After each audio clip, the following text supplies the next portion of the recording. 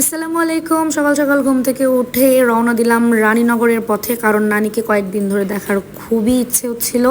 সুতরাং হাটনগা থেকে জেরিনকে পিক করে আমরা একটা অটোতে চড়ে নগর ব্রিজ হয়ে যাব রানীনগর। তো যাই হোক, যাচ্ছিলাম আর ছোট ছোট ছোট ছোট কিছু ক্লিপস নিচ্ছিলাম। আর ফরচুনেটলি মামার অটোতে না একটা ব্লুটুথ বক্স ছিল, আমার ফোনের সাথে সেটাতে কানেক্ট করে আমরা আসলে আমাদের ফেভারিট মিউজিক শুনতে শুনতে নদীর পাশ দিয়ে যাচ্ছিলাম।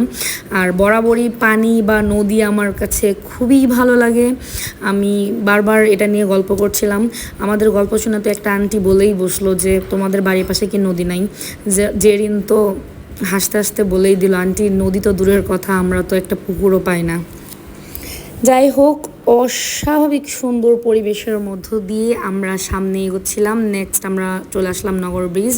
এখানে দেখলাম যে অনেকগুলো বিয়ের গাড়ি, অ্যান্ড কি পিচফুল একটা জায়গা, খুবই ভালো লাগছিল। এমন সময় ফকিন্নিকে বললাম আমাকে একটু ভিডিও করে দে, দেখেন সে কি বলে। ফকিন্নিরা যখন নগর ব্রিজ আসে, ওই যে বিয়ের ফটকা ফুটলো, আপনারা দেখতে পাচ্ছেন ধোঁয়া উঠছে। বিয়ের ফটকা শুনে ভয়ে আমরা শেষ হচ্ছিলাম। ফকিন্নি যখন নগরের নগর ব্রিজ আসে।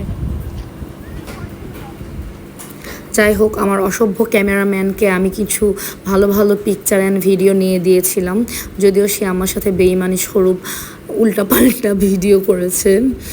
যাই হোক, আমরা যখন ত্রিমোহনী রোডে যাচ্ছিলাম আর কি, নগর ব্রিজ থেকে আমরা উপজেলার দিকে উপজেলার দিকে যাচ্ছিলাম। দেন আমরা চলে আসলাম যে রানীনগর স্টেশনে। সেখানে নেমে একটু পেয়ারা মাখা খেলাম, খেতে খেতে হাঁটছিলাম। অ্যান্ড আমি এখানে খুবই মানে অবাক করা একটা জিনিস দেখেছি, আমি কোনো লজিক পাচ্ছি না। এই তো একটা রোড যেটা পুরো কমপ্লিট করা হয় নাই, আর ওইখানে একটা গেট, মানে ওই গেটের কাজটা কি আমি বুঝলাম না। যেখানে মেন রোড এখানে অ্যান্ড পুরোটা ফাঁকা, কিন্তু গেট ওইখানে। এই গেটের আসলে কাজটা কি আমি এটাই বুঝলাম না। আর এই অর্ধেক রাস্তাটারই বা কাজ কি? তারপর চুন্নি জবা ফুল দেখে লোভ সামলাতে না পেরে চুরি করার চেষ্টা করলো। নানি বাসায় যে অনেকক্ষণ বসে থাকার পর খাওয়া দাওয়া করে নানির সাথে শুয়ে থেকে নানির গায়ের গন্ধ নেওয়ার পর হঠাৎ করে দেখলাম বৃষ্টি এসেছে। মানে আজকে যেন আল্লাহ আমাদেরকে রহমত আর রহমত দিয়েই যাচ্ছিল। কি সুন্দর শব্দ, শুনতেই পাচ্ছেন।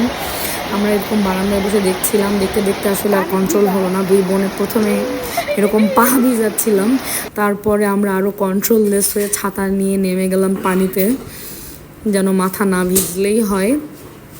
পানিতে নেমে বেশ কিছুক্ষণ পায়চারি করার পর দেখলাম বৃষ্টি ছেড়ে গেল। আমার মামাতো ভাই ওর লাগানো করলা গাছ দেখাচ্ছিল, কতগুলো করলা ধরেছে, তারা জমাও করে রেখেছে এর আগে উঠিয়ে, কিন্তু তার দিকে ক্যামেরা ধরলেই সে দৌড় দিয়ে পালায়, অনেক লাজুক।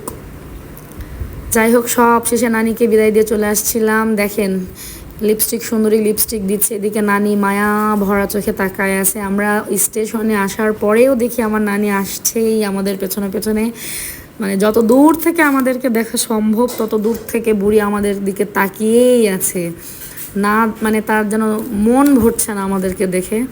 অবশেষে ভারাক্রান্ত মন নিয়ে সান্তাহার রোড হয়ে চলে আসলাম, অ্যান্ড লাস্ট সিনটা মিস করলাম।